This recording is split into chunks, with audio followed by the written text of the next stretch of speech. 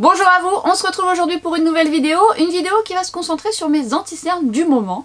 On pourrait mettre favoris, mais on va dire anti-cernes du moment parce que j'en utilise d'autres, mais c'est ceux vers lesquels je vais assez régulièrement, notamment quand j'ai pas le temps, enfin pas tous, mais en tout cas une bonne partie. Et je voulais faire un petit récap en me disant que peut-être ça vous intéresserait. Toutefois, si jamais vous avez loupé ma vidéo sur les astuces conseils anti-cernes, je vous l'accroche ici. Je vous ai donné beaucoup de conseils, astuces, applications différentes pour que vous puissiez vous y retrouver, notamment si vous avez un contour des yeux déshydraté, mais pas que. Les anti-cernes, c'est un peu comme les fonds de teint, j'aime bien les tester, on cherche toujours le Graal, mais en fait finalement j'aime bien tester de manière générale. Et en plus, j'ai pas toujours envie du même résultat, mais je sais ce que je veux. C'est-à-dire que si vous avez regardé ma vidéo, vous savez de quoi je parle. J'ai un contour des yeux déshydraté, j'ai besoin de confort, j'ai besoin qu'il tienne bien. Je n'aime pas poudrer mon anti-cerne, donc si je peux éviter de le poudrer, je préfère. Ça ne veut pas dire qu'il ne faut pas le poudrer, c'est juste mes goûts personnels. C'est vrai que moi, et en plus plus on avance dans le temps, plus on poudre et plus ça marque. Et s'il peut faire juste ce qu'il faut sans migrer, c'est mieux. Mais je reviendrai sur une petite subtilité à la fin, puisque ça m'arrive encore de discuter de ça avec vous par message sur Instagram. Donc je le remettrai à la fin, sait-on jamais, ça peut peut-être vous aider. Un rappel au cas où. Et on va démarrer tout de suite sur mes anti-cernes du moment. Certains vous les connaissez puisque je vous en ai déjà fait les revues, donc je vous accrocherai les vidéos en barre d'infos pour que vous puissiez vous rendre compte du rendu et peut-être un peu plus de détails. Mais c'est un résumé plus ou moins de ce que je porte actuellement, autant vous recherchez les mêmes choses que moi. Et du coup ça vous aidera peut-être dans votre quotidien. C'est parti, on commence maintenant. Pas d'ordre de préférence, mais j'ai mis des prix un peu plus chers et des prix un peu moins chers puisque j'alterne. J'aime changer au quotidien en fonction de ce que je porte, en fonction de la couleur, en fonction de mon humeur, en fonction de son mode de séchage, puisqu'effectivement des fois j'ai pas besoin de le faire trop poser. Et j'y reviendrai justement par rapport à cette pose d'anti-cerne à la fin de cette vidéo. Alors c'est sûr que la principale base fondamentale, c'est de préparer votre contour des yeux avec vos soins habituels. Je l'ai déjà dit, mais autant vous arrivez pour la première fois sur cette vidéo, et dans ce cas-là vous ne le savez peut-être pas, mais en attendant, pour que votre anti-cerne tienne bien la route, qu'il soit joli ou qu'il puisse le moins migrer, et contrairement à ce qu'on peut penser, appliquer une crème hydratante, ça peut aider à ce qu'il ne migre pas pour plein de raisons. Mais c'est la base fondamentale, c'est de préparer votre contour des yeux avant d'appliquer le maquillage, que ce soit pour le contour des yeux et le visage évidemment. La base du make-up, je le dis tout le temps, mais c'est fondamental. Préparer son contour des yeux, c'est l'étape numéro 1 qui va vous permettre d'appliquer ensuite correctement et de manière plus fluide votre anti-cerne. Donc une fois que vous avez votre routine de soins, on peut démarrer avec l'anti-cerne que vous souhaitez, mais surtout celui qui vous correspond le mieux. J'ai un contour des yeux déshydraté, j'ai besoin de confort, j'aime les anti-cernes qui sont rapides quand même, qui sont couvrants mais qui ont une fine texture, on n'a pas besoin d'en mettre beaucoup, mais j'aime surtout les anti-cernes qui se modulent. J'ai pas toujours envie d'avoir la même couvrance, et effectivement si je peux le moduler c'est mieux. C'est vrai que j'aime aussi les anti-cernes qui ont un petit côté stretch, qui suivent le mouvement. Alors vous allez me dire c'est un peu logique, mais non, vous avez parfois des anti-cernes qui vont rester un peu figées, et c'est d'ailleurs ce genre d'anti-cernes qui ont tendance à marquer, surtout quand on a le contour des yeux déshydraté. Quand il suit le mouvement, qu'il est un peu stretch, ça me plaît. Un anti-cerne que je n'ai pas besoin de poudrer, mais le poudrage, on y reviendra à la fin de cette vidéo, on peut passer cette étape si on applique bien son anti-cerne. Alors j'aime les anti-cernes qui sont un peu lumineux, pas trop non plus parce que parfois ça peut mettre l'accent sur les volumes. Si vous avez des poches, effectivement ça peut mettre l'accent dessus. Ça je vous l'avais évoqué dans ma vidéo sur les astuces et conseils anti-cernes. Lorsqu'ils sont un petit peu lumineux, j'aime bien parce que ça reflète un peu la lumière, il faut que ce soit un juste milieu. Il y a un peu des deux, tout comme j'aime quand même aussi les anti-cernes mat, mais il faut qu'ils soient mat confortables.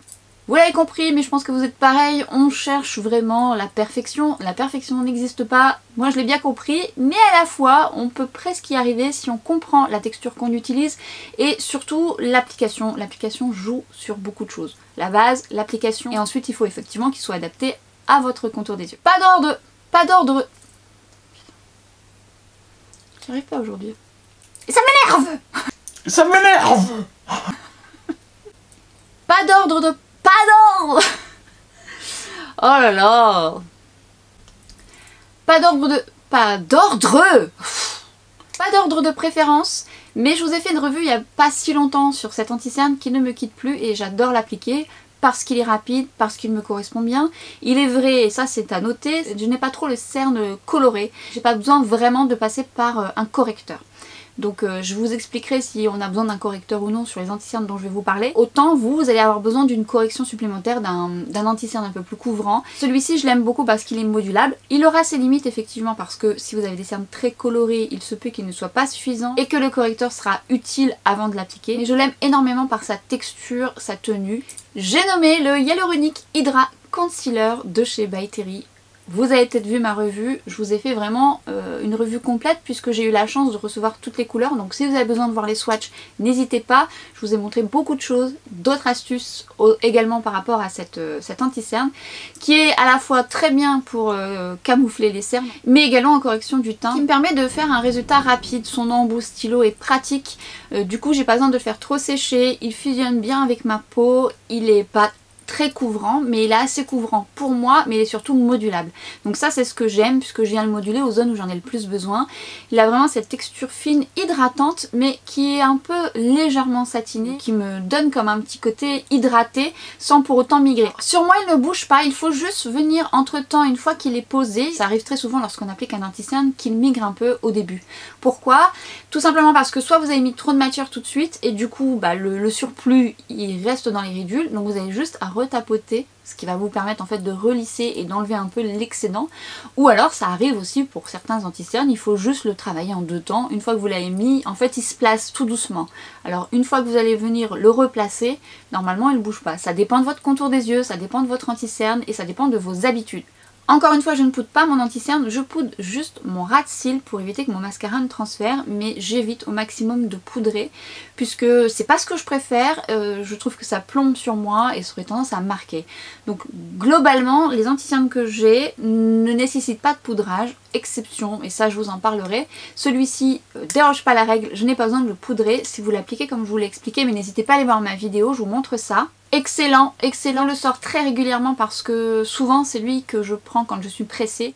Il est rapide de par son packaging, il fait un résultat léger à moyen et j'utilise une autre couleur pour le teint quand j'ai quelques imperfections ou des taches pigmentaires. Je le trouve vraiment confortable pour ça, je l'apprécie beaucoup et ça j'ai eu la chance de recevoir par la marque mais c'est sûr je le rachèterai, je l'aime vraiment bien. Anti-cerne que j'ai connu grâce à vous puisque certaines d'entre vous me l'aviez recommandé, je crois que je l'ai même utilisé dans ma précédente vidéo. C'est l'anti-cerne de chez Guerlain qui est donc le Multi Perfection. Je l'aime beaucoup parce que il est hydratant sans effet gras également. Il est un petit peu plus couvrant que le By Terry et il se travaille facilement. J'ai pas besoin de le laisser trop poser, j'arrive vite à un résultat et il se module parfaitement. La tenue est excellente, il ne migre pas et pour mon contour déshydraté, je trouve qu'il fait vraiment bien le job. Alors est-ce qu'on a besoin de correcteur en dessous quand on a des cernes colorées? Un petit peu moins que le By Terry, mais quand même parce qu'il reste quand même avec une couvrance légère à moyenne, mais moyenne pas mal quand même parce qu'on arrive bien à le moduler. Et ce que j'aime c'est que pas besoin de beaucoup de texture pour arriver à un joli résultat. Il fusionne bien avec mon contour des yeux et ce que j'aime le plus c'est son rendu. En fait il est mat avec un petit côté lumineux mais vraiment très subtil et du coup il fait naturel. Donc j'aime beaucoup pour ça et sa texture fine qui est vraiment top. Anti-cerne qui pour le coup est beaucoup plus couvrant, c'est le Matte Velvet Skin de Make Up For Ever. Cet anti-cerne, vous n'avez vraiment pas besoin d'en mettre beaucoup, tout simplement parce qu'il est très chargé en pigments. Donc vous pouvez le travailler en fine couche, le travailler en deux temps si vous voulez le moduler, et il se travaille à merveille puisque au doigt ou au pinceau ça se fait facilement. Je le laisse un petit peu sécher, pas trop parce qu'il sèche quand même relativement vite, et je dirais même que le résultat est plus rapide que le By Terry et le Guerlain, tout en gardant une texture quand même fine, moins fine que le Guerlain et le By Terry, mais quand même très joli. Il fait naturel si vous le travaillez à la juste dose, puisqu'effectivement si vous en mettez de trop ça va vous donner un effet un peu trop marqué. C'est un anti-cerne qui se veut multi-usage puisque vous pouvez effectivement l'utiliser sur le visage pour faire des corrections. Alors moi j'ai une couleur plus adaptée à mon cerne. C'est vrai qu'en correction du teint il est très bien, il a une très bonne tenue. Je n'ai pas besoin de le poudrer, juste au ras de cils. J'aime beaucoup son rendu, il plaira certainement aux personnes qui ont des cernes colorées puisqu'effectivement vous pouvez passer la case correcteur, ça dépend de vos cernes également. Mais on arrivera plus à un résultat avec ce type d'anti-cerne sur des cernes colorées. Le seul petit bémol que j'aime un peu moins dans ce produit, c'est l'embout mousse qui est énorme et qui en met partout. C'est le seul petit bémol, mais à la fois il est tellement bien que finalement je passe outre. Franchement très bien. Je ne vous ai pas encore parlé de celui-ci et pourtant il est très bien, qui est donc le Forever Skin Correct. Je l'aime beaucoup parce qu'il a une belle couvrance. on arrive également à le moduler, il est hydratant. Le seul point pas négatif, c'est que je vais avoir tendance à le laisser un petit peu plus sécher parce qu'il est un peu plus hydratant et donc du coup il a besoin d'évaporer un petit peu ses huiles pour avoir la couvrance adaptée, et ça me permet de mieux l'appliquer ensuite et qu'il fusionne mieux avec ma peau. Si je viens le mettre et l'appliquer tout de suite, il aura peut-être plus tendance à filer, alors que si je le laisse sécher un petit peu, on va mieux le travailler et sa tenue sera meilleure. C'est l'application qui peut beaucoup changer la donne par rapport à vos anti-cernes, et effectivement en fonction de vos applications ça peut vous aider à mieux l'accepter, à mieux l'aimer, ou au contraire à l'appliquer différemment, à mieux le moduler, puisque des fois vous avez tendance à penser qu'on n'arrive pas à le moduler alors qu'il faut juste en mettre un peu, le travailler dans un premier temps, le laisser un peu sécher et venir après retravailler aux zones où vous en avez le plus besoin. C'est un anti-cerne également qui se veut multi-usage, donc les anti-cernes que je vous ai montré précédemment, on peut l'utiliser pour le cerne et pour le teint. De manière générale, on peut détourner ces produits, limite même vous pouvez l'utiliser en fond de teint.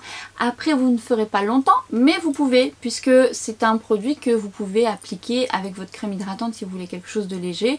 Vous pouvez appliquer pour cacher des taches ou des boutons, parce qu'il est modulable, vous pouvez avoir une couvrance légère avec ce produit et également une couvrance un petit peu plus moyenne plus, puisqu'il a quand même une belle couvrance.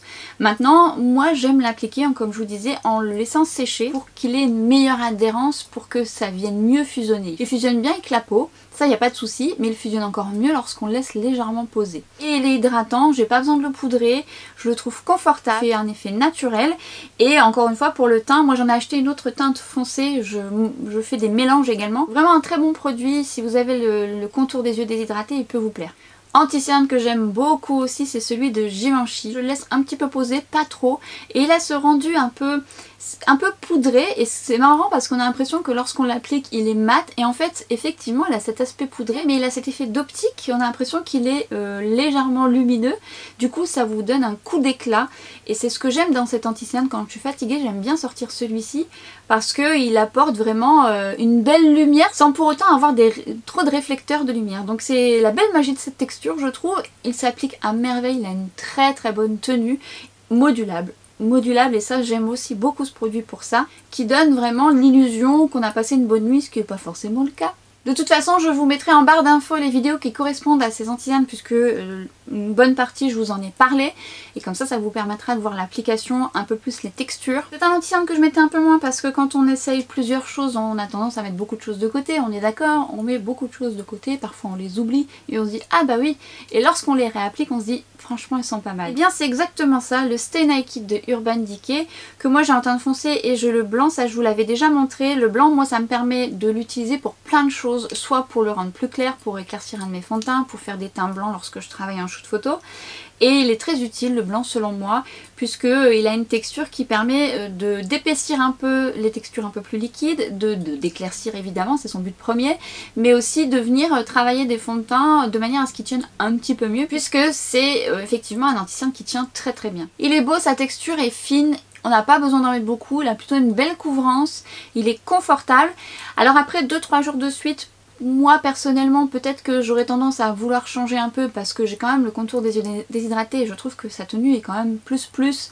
Même si les autres dont je vous ai parlé tiennent très bien, celui-ci peut-être aurait tendance à me légèrement déshydrater. Et donc je peux également aussi l'utiliser avec la Hollywood Flawless Filter en dessous pour apporter un peu plus de confort, et même en utilisant la Hollywood Flawless Filter il bouge pas puisque sa tenue est vraiment très bonne et sa texture le permet. Il est très bien aussi pour les corrections du teint, il est modulable donc vous pouvez venir le travailler par dessus votre fond de teint, et ça franchement je trouve que c'est un excellent produit de chez Urban Decay. Je vous en ai parlé il y a pas longtemps et franchement j'aime bien cet anti-cerne, le Ultra Creamy de chez Tarte, qui me correspond mieux que la version classique qui est pour le coup trop déshydratante pour moi. Et celle-ci je l'aime bien parce que ça m'apporte beaucoup de confort et je peux le travailler plusieurs jours d'affilée sans que ça me déshydrate quoi que ce soit. Le seul bémol si je peux dire, c'est que lui pour le coup j'ai besoin de le laisser un petit peu poser de manière à ce que je puisse mieux le fusionner à mon contour des yeux. Parce que si je le travaille tout de suite il va filer et il va pas se placer comme j'ai envie. Donc le fait de le laisser poser c'est quand même mieux, en tout cas sur mon contour des yeux, et après je peux venir le moduler de la même manière Alors oui, il est un peu moins couvrant que le Shape Tape, mais je dirais que ça me correspond bien me concernant. Alors peut-être que le Shape Tape vous apportera plus de couvrance si vous avez des cernes colorées, c'est même probable. Si vous l'avez et que vous avez celui-ci, n'hésitez pas à les combiner pour avoir un peu plus de confort. Après celui-ci, on peut le moduler, mais si vous aimez la texture de celui-ci, vous pouvez mettre un léger correcteur avant et venir ensuite mettre cet anti-cerne. C'est pareil, je vous avais fait la revue de ce produit, donc je vous accrocherai la vidéo juste là-haut en barre d'infos. L'essayer, c'est l'adopter. Si vous avez le même genre de contour des yeux que moi, vous pouvez l'aimer. Je ne pouvais pas ne pas le mettre ici puisque depuis le début de ma chaîne, je vous parle de cet anti-cerne et je l'aime toujours, mais vraiment toujours autant. Il fait partie de mon top 5. C'est un anti-cerne que j'adore, mais qu'il faut savoir apprivoiser. Si vous me suivez depuis le début, vous savez probablement de quel anti-cerne je parle. Il s'agit du Bye Bye Under Eye de IT Cosmetics. Alors s'il y a bien un anti-cerne des plus économiques, c'est bien celui-ci, puisque pas besoin d'en mettre beaucoup. Et alors cet anti-cerne, on l'aime ou on ne l'aime pas. Et parfois on ne l'aime pas pour les mauvaises raisons. Et ça je vous l'avais déjà expliqué dans plein de mes vidéos, puisque je vous ai expliqué comment l'utiliser, comment l'appliquer. Je vous l'ai expliqué également dans mes astuces et conseils anti-cerne. C'est important de comprendre cet anti-cerne. Enfin c'est important. En tout cas, si vous ne l'utilisez pas à sa juste valeur, vous pouvez passer à côté de quelque chose de sympa. Enfin selon moi. Cet anti-cerne a besoin de base d'être chauffé. Cet anti-cerne a besoin d'être travaillé avec une fine couche. Parfois on a tendance à en mettre de trop. Si on met trop de cet anti-cerne, si on ne le travaille pas assez bien, vous ne l'aimerez pas. C'est clair, vous n'aimerez pas cet anti-cerne. Si vous ne l'appliquez pas à sa juste valeur, il est sûr que vous allez le mettre sur le côté et vous allez dire non, il n'est pas fait pour moi. Et pourtant, c'est un anti-cerne qui est déjà de base multi-usage, donc ça très bien.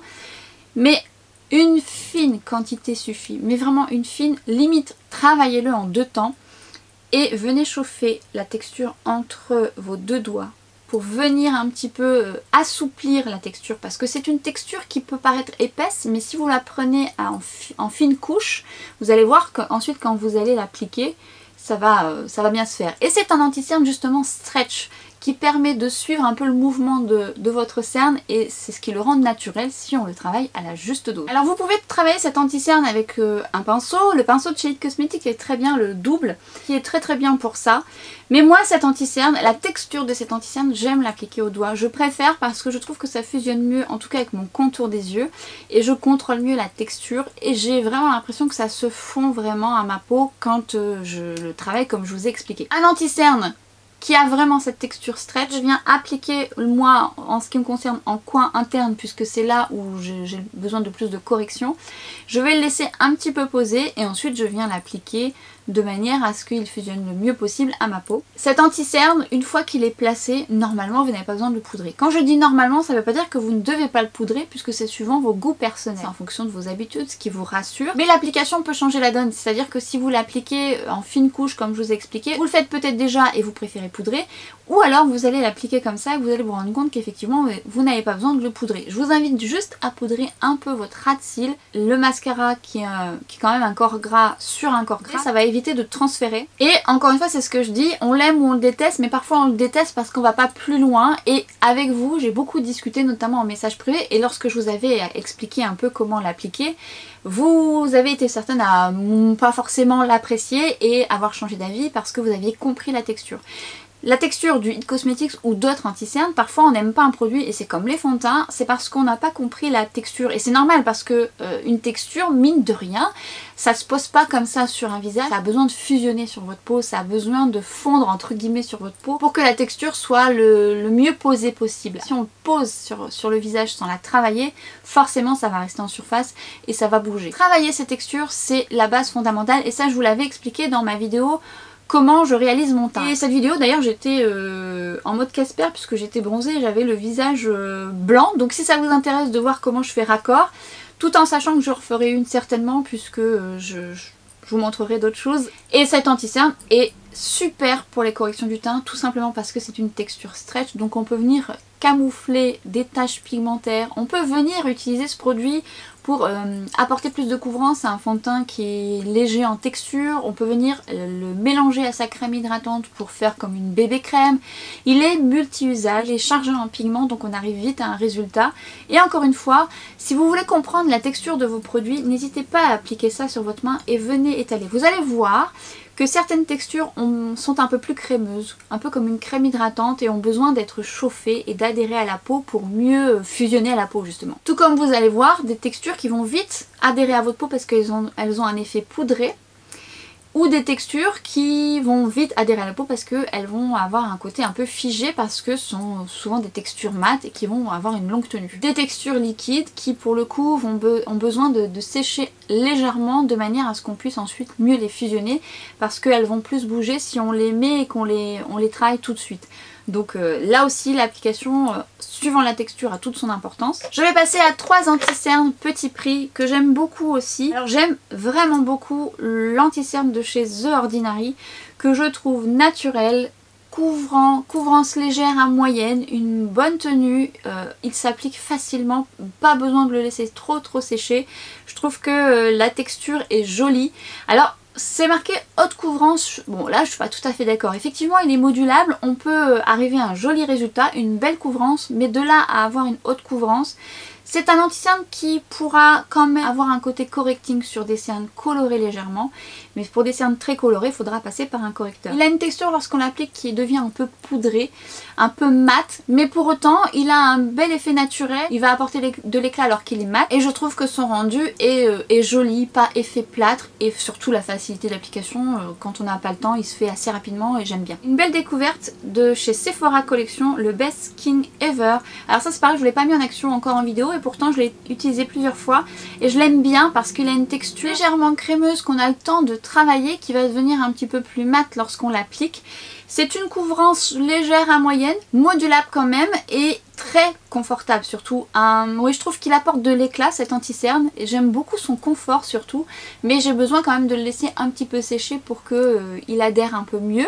Mais ça je le fais pour beaucoup de mes anti-cernes, hein. Ça permet vraiment d'avoir une meilleure tenue de l'anti-cerne et une meilleure préparation de l'anti-cerne. Il crée pas d'effet de matière, donc du coup il a un rendu vraiment très naturel. C'est un anti-cerne qui se veut produit de maquillage et produit de soins, et c'est vrai que effectivement son côté hydratant, moi je le sens, et bien appliqué.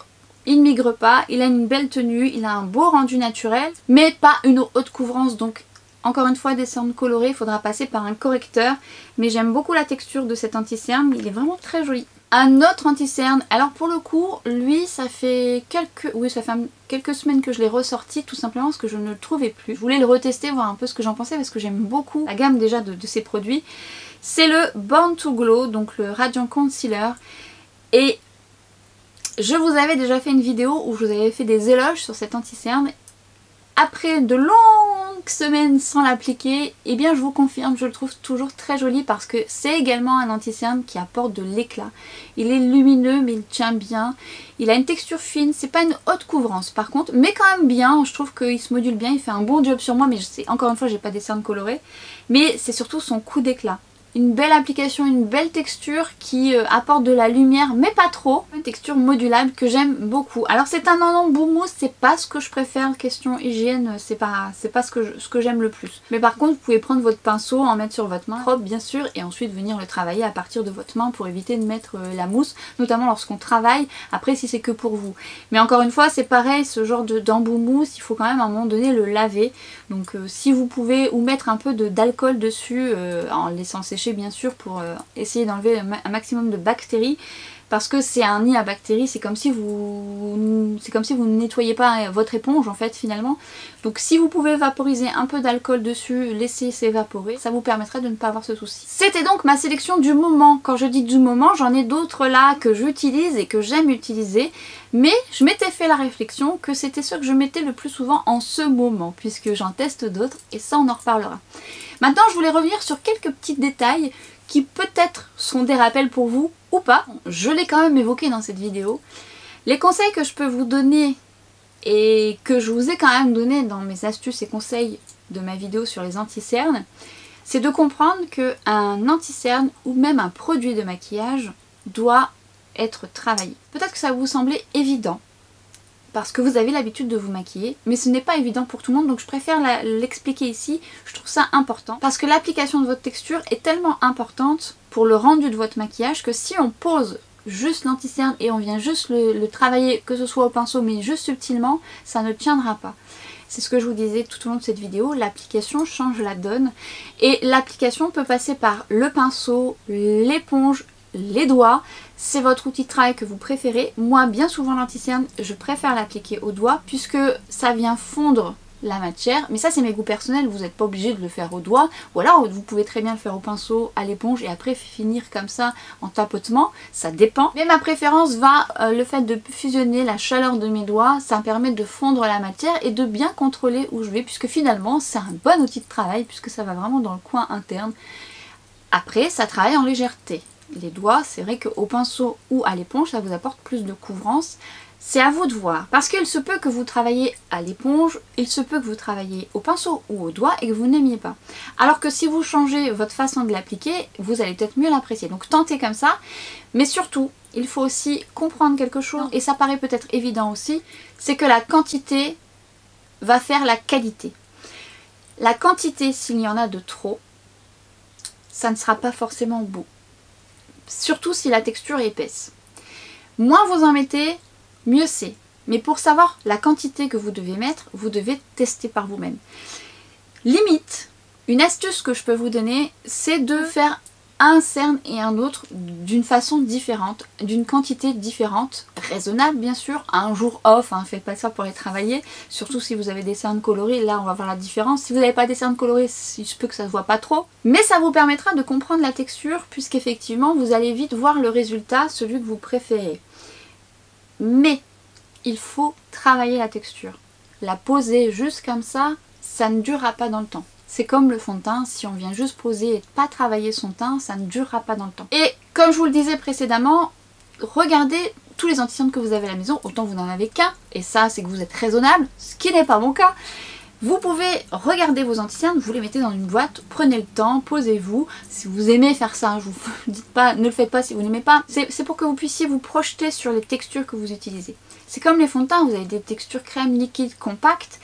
Et ça ne se travaille pas toujours de la même manière. Donc venez déjà regarder vos textures, ça va vous permettre de mieux vous familiariser avec chacune d'entre elles et de mieux comprendre justement le rendu sur votre main. C'est toujours différent sur les cernes, mais ça vous projette. Du coup vous allez voir une texture qui sera un peu plus poudrée, une texture qui sera un peu plus crémeuse et vous allez comprendre qu'en la travaillant au doigt, elle aura besoin d'être travaillée un peu plus ou de laisser un peu plus sécher.